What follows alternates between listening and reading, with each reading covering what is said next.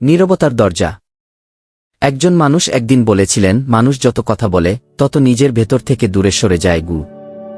তিনি ছিলেন ইবনে আরবি।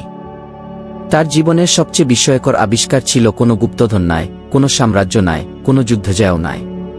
তিনি আবিষ্কার করেছিলেন একটি দরজা, এমন এক দরজা যা তিনি বিশ্বাস করতেন আল্লাহ কেবল নীরব মানুষের জন্য খুলে দেন। ভাবুন, আপনি মরুভূমির মাঝখানে দাঁড়িয়ে আছেন, চারদিকে বাতাসের শব্দ, দূরে বালুর ঢেউ, আকাশে অসংখ্য তারা, আর সেই নীরবতার মধ্যে আপনি প্রথমবার নিজের হৃদয়ের শব্দ শুনতে পাচ্ছেন। ইবনে আরবি বলতেন, মানুষের সবচেয়ে বড় কারাগার হল তার নিজের ভেতরের কোলাহল। আমরা কথা বলি, তর্ক করি, পরিকল্পনা করি, ভয় পাই, আশা করি, কিন্তু খুব কম মানুষ আছে যারা সত্যিকারের নীরব হতে পারে। আর সেই নীরবতার মধ্যেই তার মতে লুকিয়ে আছে আল্লাহর সবচেয়ে গভীর আহ্বান। কিন্তু কে ছিলেন এই মানুষটি? কিভাবে তিনি এমন এক ধারণায় পৌঁছালেন যা আজও বিশ্বের লক্ষ মানুষের আধ্যাত্মিক চিন্তাকে নাড়িয়ে দেয়? আর কেন তার লেখা পড়ে কেউ তাকে সাধক বলেছে, আবার কেউ বলেছে তিনি বিপজ্জনক? এই গল্প শুরু হচ্ছে এমন এক সময়ে যখন মুসলিম বিশ্ব জ্ঞান, যুদ্ধ, দর্শন আর আধ্যাত্মিক অনুসন্ধানের আগুনে জ্বলছিল। আর সেই আগুনের মাঝখানে এক তরুণ খুঁজছিলেন নীরবতার শক্তি। তিনি তখনও জানতেন না তার এই অনুসন্ধান একদিন ইতিহাসের গতিপথ বদলে দেবে। আর সবচেয়ে আশ্চর্যের বিষয় হল, তিনি যে দরজার কথা বলেছিলেন সেটি হয়তো আজও আপনার ভেতরেই আছে। আন্দালুসের আলো ও ছায়া। ইবনে আরবি জন্মগ্রহণ করেন 1165 সালে আন্দালুসের মুরসিয়া শহরে। তখন আন্দালুস ছিল ইসলামী সভ্যতার অন্যতম উজ্জ্বল কেন্দ্র। জ্ঞান, কবিতা, বিজ্ঞান, দর্শন, চিকিৎসা, স্থাপত্য সবকিছু যেন একসঙ্গে প্রস্ফুটিত হচ্ছিল। রাতের শহরগুলোতে প্রদীপ জ্বলত, গ্রন্থাগারগুলোতে পণ্ডিতরা তর্ক করতেন, দূর দেশ থেকে শিক্ষার্থীরা আসত জ্ঞান অর্জনের জন্য। কিন্তু এই আলোর নিচেই ছিল গভীর ছায়া। খ্রিস্টান রাজ্যগুলোর চাপ বাড়ছিল, মুসলিম শাসকদের মধ্যে দ্বন্দ্ব ছিল, রাজনৈতিক অস্থিরতা মানুষের মনে ভয় সৃষ্টি করছিল। এই পরিবেশেই বড় হচ্ছিলেন তরুণ মুহিউদ্দিন। তার পরিবার ছিল সম্মানিত। তিনি শিক্ষা পেয়েছিলেন কুরআন, হাদিস, ফিকহ, ভাষা ও সাহিত্য। কিন্তু খুব অল্প বয়সেই তিনি বুঝতে শুরু করেন, শুধু বই পড়ে সব সত্য জানা যায় না। তিনি দেখতেন অনেক আলেমের জ্ঞান আছে কিন্তু অন্তরে শান্তি নেই, অনেক মানুষের মুখে ধর্মের কথা কিন্তু হৃদয়ে অস্থিরতা। একদিন তরুণ ইবনে আরবি অসুস্থ হয়ে পড়লেন। ঐতিহাসিক সূত্রে জানা যায় এই অসুস্থতাই তার জীবনে বড় মোড় নিয়ে আসে। তিনি গভীর আত্মসমালোচনায় ডুবে যান। মৃত্যুর সম্ভাবনা তাকে ভাবিয়ে তোলে। সেই সময় তিনি উপলব্ধি করেন মানুষের জীবনের আসল প্রশ্ন হল, আমি কে? আমি কে এখানে? আর আল্লাহ আমাকে কি দেখাতে চান? এই প্রশ্নগুলো তাকে সাধারণ জীবনের পথ থেকে সরিয়ে দিল। তিনি শুরু করলেন আধ্যাত্মিক অনুসন্ধান। রাতের পর রাত, নির্জনতার পর নির্জনতা, ধ্যান, জিকির, আত্মসমালোচনা। আর ধীরে ধীরে তিনি অনুভব করতে লাগলেন মানুষের ভেতরে এমন এক জগৎ আছে যা বাহ্যিক চোখে দেখা যায় না। কিন্তু সেই জগতের দরজা খুলতে হলে প্রথমে একটি জিনিস ত্যাগ করতে হয়, কোলাহল। আর এখান থেকেই শুরু হয় তার নীরবতার যাত্রা। প্রথম নীরবতার অভিজ্ঞতা। একটি রাত, আন্দালুসের আকাশে চাঁদ ছিল ফ্যাকাশে। শহরের কোলাহল ধীরে ধীরে স্তব্ধ হয়ে আসছিল। দূরে কোথাও কুকুর ডাকছিল, বাতাসে কমলালেবুর বাগানের গন্ধ ভাসছিল। তরুণ ইবনে আরবি একা বসেছিলেন। তিনি কোনো বই পড়ছিলেন না, কোনো বিতর্কে অংশ নিচ্ছিলেন না, শুধু বসেছিলেন চুপচাপ। প্রথমে তার মনে নানা চিন্তা আসতে লাগল। অতীতের স্মৃতি, ভবিষ্যতের ভয়, মানুষের কথা, নিজের অহংকার, নিজের দুর্বলতা। তিনি পরে লিখেছিলেন, মানুষের মন কখনো সত্যিকারের নীরব থাকতে চায় না, কারণ মন নিজের কোলাহলকে ভালোবাসে। কিন্তু তিনি স্থির থাকলেন। ধীরে ধীরে বাইরের শব্দ কমে গেল, তারপর ভেতরের শব্দ কমতে শুরু করল। আর ঠিক তখনই তিনি এমন এক প্রশান্তি অনুভব করলেন যা আগে কখনো করেননি। তিনি বুঝলেন নীরবতা শুধু শব্দের অনুপস্থিতি নয়, নীরবতা হল হৃদয়ের এক অবস্থা। এই অভিজ্ঞতা তাকে বদলে দিল। তিনি উপলব্ধি করলেন আল্লাহকে জানার পথে সবচেয়ে বড় বাধা বাইরের পৃথিবী নয়, মানুষের নিজের ভেতরের অস্থিরতা। অনেক মানুষ সারা জীবন কথা বলে যায়, কিন্তু নিজের হৃদয়ের কথা কখনো শোনে না। সেই রাতের পর ইবনে আরবি আরও গভীরভাবে নির্জনতা খুঁজতে শুরু করলেন। তিনি বিভিন্ন সুফি সাধকের সঙ্গে সাক্ষাৎ করলেন। তাদের কাছ থেকে শিখলেন আত্মশুদ্ধি, ধ্যান, জিকির এবং নীরবতার অনুশীলন। কিন্তু তিনি অন্ধ অনুসারী ছিলেন না। তিনি সবকিছু নিজের অভিজ্ঞতায় যাচাই করতে চাইতেন। তিনি বিশ্বাস করতেন, সত্যিকারের জ্ঞান শুধু বইয়ে লেখা থাকে না, তা মানুষের হৃদয়ে উদ্ভাসিত হয়। আর সেই হৃদয় উদ্ভাসিত হয় তখনই, যখন মানুষ নিজের ভেতরের শব্দ থামাতে শেখে। এই উপলব্ধিই তাকে নিয়ে যাবে এমন এক পথে, যেখানে তিনি দাবি করবেন, আল্লাহ মানুষের হৃদয়ে এমন দরজা খুলে দেন যা শব্দ দিয়ে কখনো খোলা যায় না। সেভিয়ার সাধকদের শহর। ইবনে আরবি পরে চলে যান সেভিয়া শহরে। তখন সেভিয়া ছিল শুধু রাজনৈতিক কেন্দ্র নয়, আধ্যাত্মিক সাধকদেরও মিলনস্থল। সেখানে তিনি এমন মানুষদের দেখলেন যারা বাহ্যিকভাবে সাধারণ, কিন্তু অন্তরে অসাধারণ শান্তির অধিকারী। একজন বৃদ্ধ সাধক তাকে বলেছিলেন, তুমি যত বেশি মানুষের প্রশংসা খুঁজবে, তত কম আল্লাহকে খুঁজে পাবে কি। এই কথাটি তার মনে গভীর ছাপ ফেলেছিল। সেভিয়ার মসজিদগুলোতে তিনি দীর্ঘ সময় কাটাতেন। কখনো রাতভর জিকির করতেন, কখনো একা বসে থাকতেন, কখনো শুধু মানুষের মুখ দেখতেন। তিনি লক্ষ্য করলেন, মানুষ বাহ্যিকভাবে খুব ব্যস্ত। কেউ ব্যবসা করছে, কেউ রাজনীতি করছে, কেউ জ্ঞান নিয়ে বিতর্ক করছে, কিন্তু খুব কম মানুষ আছে যারা নিজের আত্মার দিকে তাকায়। এই পর্যবেক্ষণ থেকেই তার একটি গুরুত্বপূর্ণ ধারণা জন্ম নেয়। তিনি বললেন, মানুষের হৃদয় একটি আয়না, কিন্তু অহংকার, লোভ, ভয় আর অস্থিরতা সেই আয়নাকে ঢেকে রাখে। নীরবতা সেই ধুলো সরিয়ে দেয়। ধীরে ধীরে তার খ্যাতি ছড়াতে শুরু করল। মানুষ তার কাছে আসত প্রশ্ন নিয়ে। কেউ জানতে চাইত জীবনের অর্থ, কেউ জানতে চাইত আল্লাহকে কিভাবে অনুভব করা যায়। তিনি প্রায় সরাসরি উত্তর দিতেন না, বরং বলতেন, প্রথমে চুপ করো, তারপর হৃদয়কে শুনো কি। অনেকে এই উত্তর বুঝতে পারত না। তারা ভাবত তিনি রহস্যময় কথা বলছেন। কিন্তু যারা তার সঙ্গে দীর্ঘ সময় কাটাত, তারা বুঝতে শুরু করত, তিনি আসলে মানুষকে নিজের ভেতরে ফিরিয়ে নিতে চাইছেন। তবু সামনে আরও বড় ঘটনা অপেক্ষা করছিল। একটি সাক্ষাৎ একজন বিখ্যাত দার্শনিকের সঙ্গে। আর সেই সাক্ষাৎ ইবনে আরবির জীবনকে আরও গভীরভাবে বদলে দেবে। ইবনে রুশদের সঙ্গে সাক্ষাৎ। তখন আন্দালুসে এক নাম খুবই বিখ্যাত ছিল, ইবনে রুশদ। ইউরোপ তাকে পরে এভারোজ নামে চিনবে। তিনি ছিলেন দার্শনিক, চিকিৎসক, বিচারক এবং জ্ঞানের এক বিশাল স্তম্ভ। যখন ইবনে রুশদ শুনলেন যে এক তরুণ সুফি অদ্ভুত আধ্যাত্মিক অভিজ্ঞতার কথা বলছে, তিনি কৌতূহলী হলেন। তিনি ইবনে আরবিকে ডেকে পাঠালেন। সেই সাক্ষাতের বর্ণনা ইতিহাসে সংরক্ষিত আছে। একটি কক্ষ, চারদিকে বই, মাঝখানে বসে আছেন বৃদ্ধ দার্শনিক, সামনে তরুণ সাধক। ইবনে রুশদ জানতে চাইলেন, তুমি যা উপলব্ধি করেছ তা কি চিন্তা ও যুক্তির মাধ্যমে পাওয়া যায়? ইবনে আরবি উত্তর দিলেন, হ্যাঁ এবং না। এই ছোট্ট উত্তর শুনে ইবনে রুশদ নাকি বিস্মিত হয়ে গিয়েছিলেন। কারণ ইবনে আরবি বোঝাতে চেয়েছিলেন, যুক্তি সত্যের দিকে নিয়ে যেতে পারে, কিন্তু সত্যের সম্পূর্ণ স্বাদ অনুভব করা যায় হৃদয়ের নীরবতায়। এটি ছিল দর্শন ও আধ্যাত্মিকতার এক ঐতিহাসিক মুখোমুখি। ইবনে রুশদ জ্ঞানের শক্তিকে প্রতিনিধিত্ব করছিলেন, ইবনে আরবি প্রতিনিধিত্ব করছিলেন অন্তর্দৃষ্টির শক্তিকে। তাদের এই সাক্ষাৎ কোনো বিজয় বা পরাজয়ের গল্প নয়, এটি ছিল দুই ধরনের অনুসন্ধানের মিলন। সেই দিন ইবনে আরবি আরও দৃঢ়ভাবে বিশ্বাস করতে শুরু করলেন যে মানুষের ভেতরে এমন এক জ্ঞান আছে যা কেবল চিন্তা দিয়ে ধরা যায় না। তিনি একে বলতেন কি মারিফা, অর্থাৎ অন্তরের মাধ্যমে জানা।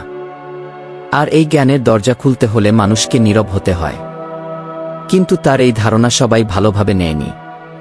কারণ তিনি যত বেশি মানুষের হৃদয়ের কথা বলছিলেন, তত বেশি কিছু আলেম সন্দেহ করতে শুরু করলেন। আর সামনে অপেক্ষা করছিল দীর্ঘযাত্রা, বিতর্ক এবং এক গভীর আধ্যাত্মিক সংঘাত। মরুভূমির পথে ইবনে আরবি আন্দালুস ছেড়ে যাত্রা শুরু করলেন। উত্তর আফ্রিকা, মরক্কো, তিউনিস, আলজেরিয়া, তারপর আরও দূরে। এই যাত্রা ছিল শুধু ভৌগোলিক নয়, এটি ছিল আত্মার যাত্রা। মরুভূমির রাতগুলো তাকে বদলে দিচ্ছিল। ঠান্ডা বাতাস বইছিল, আকাশ ভরা তারা, চারদিকে এমন নীরবতা যেন পৃথিবী নিজেই শ্বাস বন্ধ করে আছে। তিনি পরে লিখেছিলেন, মরুভূমি মানুষকে তার প্রকৃত আকার দেখায়। সেখানে কোনো ভিড় নেই, কোনো প্রশংসা নেই, কোনো মুখোশ নেই। এই নিঃসঙ্গ যাত্রায় তিনি উপলব্ধি করলেন, মানুষ আসলে নিজের কাছ থেকেই পালিয়ে বেড়ায়। শহরের কোলাহল, কাজের ব্যস্ততা, মানুষের ভিড় সবকিছু কখনো কখনো আমাদের নিজের অন্তরের মুখোমুখি হওয়া থেকে বাঁচিয়ে রাখে। কিন্তু মরুভূমিতে পালানোর জায়গা নেই। সেখানে শুধু আপনি আর আপনার রব। তিনি ঘন্টার পর ঘন্টা নীরবে বসে থাকতেন। কখনো কোনো শব্দ করতেন না, শুধু শুনতেন বাতাসের শব্দ, নিজের শ্বাসের শব্দ, হৃদয়ের স্পন্দন। আর সেই নীরবতার মধ্যেই তিনি অনুভব করতেন এক গভীর উপস্থিতি। তিনি বলতেন, আল্লাহ সবসময় কথা বলেন। সমস্যা হলো আমরা এত শব্দ করি যে তার আহ্বান শুনতে পাই না। এই কথাগুলো পরবর্তী শতাব্দীতে অসংখ্য সুফি সাধকের মুখে মুখে ছড়িয়ে পড়বে। কিন্তু তার সবচেয়ে বড় অভিজ্ঞতা এখনো আসেনি। একটি শহরে, একটি পবিত্র ঘরের সামনে। আর সেই অভিজ্ঞতার পর তিনি বিশ্বাস করবেন, নীরবতার দরজা সত্যিই খুলে গেছে। মক্কার রাত। মক্কা ইসলামের সবচেয়ে পবিত্র শহর। যখন ইবনে আরবি সেখানে পৌঁছালেন, তার বয়স প্রায় ৩৬। তিনি ইতিমধ্যে বহু দেশ ঘুরেছেন, বহু সাধকের সঙ্গে সাক্ষাৎ করেছেন, বহু আধ্যাত্মিক অভিজ্ঞতার মধ্য দিয়ে গেছেন। কিন্তু মক্কার সেই রাত তার জীবনের মোড় ঘুরিয়ে দিল। রাত গভীর। কাবার চারপাশে মানুষ তাওয়াফ করছে। কেউ দোয়া করছে, কেউ কাঁদছে, কেউ চুপচাপ দাঁড়িয়ে আছে। ইবনে আরবি এক কোণে বসেছিলেন। তিনি কোনো বক্তৃতা দিচ্ছিলেন না, কোনো বিতর্ক করছিলেন না, শুধু নীরব ছিলেন। আর সেই নীরবতার মধ্যে তিনি অনুভব করলেন এমন এক আধ্যাত্মিক উন্মোচন যা ভাষায় প্রকাশ করা কঠিন। তিনি বিশ্বাস করলেন, আল্লাহ মানুষের হৃদয়ে এমন দরজা খুলে দেন যা শব্দ দিয়ে নয়, নীরবতা দিয়ে খোলা যায়। এই অভিজ্ঞতার পর তিনি লেখা শুরু করলেন তার বিখ্যাত গ্রন্থ আল ফুতুহাত আল মাক্কিয়া। এটি শুধু একটি বই নয়, এটি ছিল তার আধ্যাত্মিক যাত্রার মানচিত্র। সেখানে তিনি লিখলেন, মানুষের হৃদয়ে যদি সত্যিকারের শান্ত হয়, তবে সে এমন জ্ঞান পেতে পারে যা সাধারণ শিক্ষা দিয়ে পাওয়া যায় না। তিনি এটাও বললেন, নীরবতা মানে শুধু মুখ বন্ধ রাখা নয়। নীরবতা মানে অহংকারকে থামানো, ভয়কে থামানো, লোভকে থামানো। এই ধারণা অনেক মানুষকে গভীরভাবে প্রভাবিত করল। কিন্তু একই সঙ্গে এটি বিতর্ক সৃষ্টি করল। কারণ কেউ কেউ ভাবতে শুরু করল, তিনি কি অতিরিক্ত রহস্যময় কথা বলছেন? আর সেই বিতর্ক একসময় তাকে নিয়ে যাবে তার জীবনের সবচেয়ে কঠিন সংঘাতে। বিতর্কের আগুন।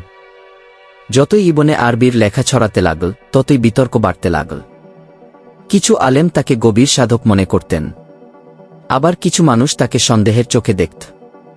বিশেষ করে তার ওয়াহাদাতুল ওজুদ কিংবা অস্তিত্বের ঐক্যের ধারণা অনেক বিতর্ক সৃষ্টি করেছিল। তিনি বোঝাতে চেয়েছিলেন, আল্লাহই প্রকৃত বাস্তবতা, আর সৃষ্টিজগৎ তার নিদর্শন। কিন্তু সবাই তার ভাষা বুঝতে পারেনি।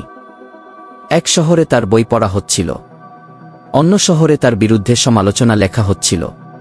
কোথাও তাকে সম্মান দেওয়া হচ্ছিল, কোথাও তাকে আক্রমণ করা হচ্ছিল। এই সময় তিনি এক গুরুত্বপূর্ণ শিক্ষা দিলেন। তিনি বললেন, যে মানুষ নীরবতার স্বাদ পায়নি, সে অনেক সময় শব্দের অর্থ ভুল বুঝে। তার মতে আধ্যাত্মিক সত্যকে শুধু তর্ক দিয়ে ধরা যায় না, এর জন্য হৃদয়ের প্রস্তুতি দরকার। তবু তিনি থামলেন না। তিনি লিখতে থাকলেন, শিক্ষা দিতে থাকলেন, মানুষকে নিজের ভেতরের দিকে ফিরতে আহ্বান জানাতে থাকলেন। তিনি বলতেন, মানুষ পৃথিবী জয় করতে চায়, কিন্তু নিজের হৃদয় জয় করতে চায় না। এই কথাগুলো আজও অসংখ্য মানুষকে ভাবায়। কিন্তু তার জীবনের সবচেয়ে গভীর উপলব্ধি এখনও সামনে অপেক্ষা করছিল। আর সেটি ঘটবে তার শেষ জীবনে, যখন তিনি বুঝবেন নীরবতার দরজা শুধু তার জন্য নয়, প্রতিটি মানুষের জন্য খোলা। দামেস্কের শেষ শিক্ষা। দামেস্ক। জীবনের শেষ অধ্যায়ে ইবনে আরবি এই শহরেই স্থায়ী হন। তখন তিনি বৃদ্ধ, তার চুল সাদা, কিন্তু তার চোখে এখনো এক অদ্ভুত শান্তি। শিক্ষার্থীরা দূর দূরান্ত থেকে আসত। তারা জিজ্ঞেস করত, হুজুর, আল্লাহর সবচেয়ে কাছাকাছি যাওয়ার পথ কি? অনেকে ভাবত তিনি হয়তো দীর্ঘ কোনো দোয়া শেখাবেন, হয়তো কঠিন কোনো সাধনার কথা বলবেন। কিন্তু তিনি প্রায়ই বলতেন, প্রথমে হৃদয়কে শান্ত করো। একদিন এক ছাত্র তাকে জিজ্ঞেস করল, আমি অনেক ইবাদত করি, কিন্তু অন্তরের শান্তি পাই না কেন? ইবনে আরবি উত্তর দিলেন, কারণ তুমি আল্লাহর কাছে যাচ্ছ, কিন্তু নিজের কোলাহল সঙ্গে নিয়ে যাচ্ছই। এই উত্তর শুনে ছাত্রটি নীরব হয়ে গেল। তিনি বোঝাতে চেয়েছিলেন, ইবাদতের বাহ্যিক রূপের পাশাপাশি অন্তরের প্রশান্তিও জরুরি। দামেস্কের সেই দিনগুলোতে তিনি আরও গভীরভাবে লিখতে থাকলেন। তার বইগুলো শুধু জ্ঞান নয়, আত্মসমালোচনার আহ্বান। তিনি মানুষকে বলতেন, নিজের ভেতরে নেমে যাও। সেখানে এমন এক দরজা আছে যা তুমি সারা জীবন বাইরে খুঁজেছই। এই কথাগুলো শুনে কেউ কাঁদত, কেউ ভাবত, কেউ আবার বুঝতেই পারত না তিনি কি বলতে চাইছেন। কিন্তু যারা সত্যিকারের খুঁজছিল তারা তার কথায় এক ধরনের আলো দেখতে পেত। নীরবতার যুদ্ধ।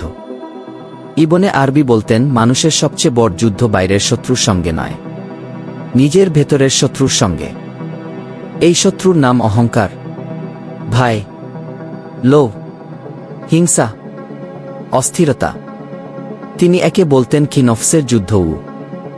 একজন যোদ্ধা তরবারি দিয়ে শত্রুকে পরাজিত করতে পারে, কিন্তু নিজের অহংকারকে পরাজিত করা অনেক কঠিন। তিনি বলতেন, নীরবতা হল সেই আয়না যেখানে মানুষ নিজের প্রকৃত চেহারা দেখে গি। যখন মানুষ একা থাকে তখন তার মুখোশ খুলে যায়, তখন সে বুঝতে পারে সে আসলে কেমন। এই উপলব্ধি অনেকের জন্য ভয়ঙ্কর, তাই মানুষ প্রায়ই ব্যস্ততা দিয়ে নিজেকে ঢেকে রাখে। কিন্তু ইবনে আরবি মানুষকে সেই ভয়ের মুখোমুখি হতে বলেছিলেন, কারণ তার মতে যে নিজের অন্ধকারকে স্বীকার করতে পারে সেই সত্যিকারের আলো খুঁজে পায়। আর এই আলো কোনো বাহ্যিক আলো নয়, এটি হৃদয়ের আলো। তিনি বলতেন, আল্লাহর দিকে যাওয়ার পথ দূরে নয়, পথ তোমার ভেতরেই গি। মৃত্যুর আগে শেষ উপলব্ধি। 1240 সাল, দামেস্ক। ইবনে আরবির জীবনের শেষ সময়। তিনি জানতেন তার যাত্রা শেষের দিকে, কিন্তু আশ্চর্যের বিষয় তার লেখায় তখনও ভয় নেই, আছে প্রশান্তি। তিনি বারবার মানুষকে স্মরণ করিয়ে দিয়েছেন, মৃত্যু কোনো শেষ নয়, এটি এক দরজা। আর যে মানুষ জীবিত অবস্থায় নিজের হৃদয়ের দরজা খুলতে শিখেছে তার জন্য মৃত্যু ভয়ের বিষয় নয়। তার শিষ্যরা তাকে ঘিরে ছিল, কেউ কাঁদছিল, কেউ দোয়া করছিল, কিন্তু তিনি শান্ত ছিলেন, কারণ তিনি বিশ্বাস করতেন মানুষের আসল ঘর আল্লাহর কাছেই। তিনি পৃথিবী ছেড়ে চলে গেলেন, কিন্তু তার রেখে যাওয়া প্রশ্ন রয়ে গেল, আমরা কি কখনো সত্যিকারের নীরব হয়েছি? আমরা কি কখনো নিজের হৃদয়ের শব্দ শুনেছি?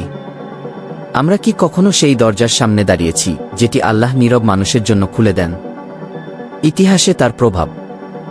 ইবনে আরবির মৃত্যু তার চিন্তার মৃত্যু ছিল না, বরং তার প্রভাব আরও বিস্তৃত হতে থাকে। রুমির মতো সুফি কবিদের চিন্তায় তার প্রভাব দেখা যায়। অটোমান সাম্রাজ্যের বহু আলেম তার লেখা অধ্যয়ন করেছেন। পারস্য, তুরস্ক, ভারত, আরব বিশ্ব সর্বত্র তার ভাবনা ছড়িয়ে পড়েছে। তার বইগুলো আজও পড়া হয়, গবেষণা করা হয়, বিতর্ক করা হয়। কিন্তু তার সবচেয়ে শক্তিশালী উত্তরাধিকার হয়তো কোনো বই নয়। তার সবচেয়ে বড় উত্তরাধিকার হল এই ধারণা, মানুষের হৃদয় আল্লাহর দিকে যাওয়ার একটি জীবন্ত পথ। আর সেই পথ খুঁজে পাওয়া যায় নীরবতার মধ্যে। আধুনিক পৃথিবীর কোলাহল। আজ আমরা এমন এক যুগে বাস করছি যেখানে শব্দ কখনো থামে না। ফোনের নোটিফিকেশন, সামাজিক যোগাযোগ মাধ্যম, খবর, বিজ্ঞাপন, তর্ক, ব্যস্ততা। মানুষ আগের যে কোনো সময়ের চেয়ে বেশি সংযুক্ত, কিন্তু অনেকেই আগের যে কোনো সময়ের চেয়ে বেশি একা। এই বাস্তবতায় ইবনে আরবির কথা নতুনভাবে গুরুত্বপূর্ণ হয়ে ওঠে। তিনি যেন শতাব্দী পেরিয়ে আমাদের বলছেন, একটু থামো, চুপ করো, নিজের হৃদয়কে শুনো। হয়তো আমরা সব উত্তর সঙ্গে সঙ্গে পাব না, কিন্তু নীরবতা আমাদের অন্তত প্রশ্নগুলো স্পষ্ট করে দেয়।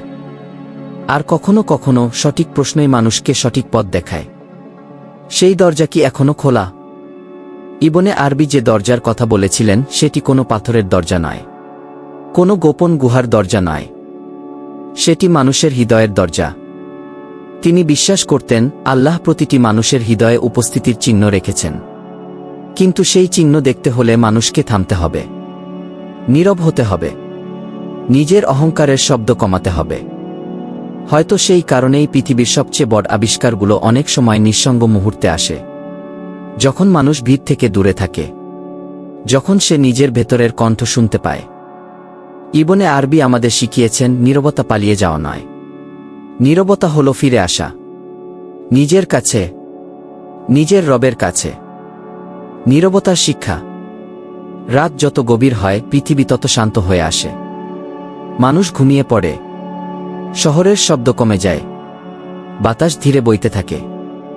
আর ঠিক সেই সময় হয়তো কোথাও একজন মানুষ একা বসে আছে। কোনো শব্দ নেই, কোনো ভিড় নেই, শুধু হৃদয়ের স্পন্দন। ইবনে আরবি তার পুরো জীবন দিয়ে যেন আমাদের একটি কথাই বলতে চেয়েছেন। আল্লাহর সবচেয়ে গভীর আহ্বান শোনা যায় তখনই যখন মানুষ নিজের ভেতরের কোলাহল থামাতে শেখে। আমরা ইতিহাসে সাম্রাজ্যের উত্থান পতন দেখি, যুদ্ধ দেখি, রাজা দেখি, বিজয় দেখি, কিন্তু মানুষের সবচেয়ে বড় বিজয় হয়তো ভেতরের নীরবতাকে খুঁজে পাওয়া। কারণ বাইরের পৃথিবী একদিন বদলে যাবে, শহর ধ্বংস হবে, সাম্রাজ্য হারিয়ে যাবে, মানুষের নাম ভুলে যাবে ইতিহাস। কিন্তু যে মানুষ নিজের হৃদয়ের দরজা খুলতে পেরেছে তার ভেতরের আলো সহজে নিভে যায় না। তাই আজ এই মুহূর্তে নিজেকে একটি প্রশ্ন করুন, শেষ কবে আপনি সত্যিকারের নীরব হয়েছিলেন? হয়তো সেই নীরবতার মধ্যেই আপনার জন্যও একটি দরজা অপেক্ষা করছে, আর হয়তো সেই দরজাটি আজও খোলা।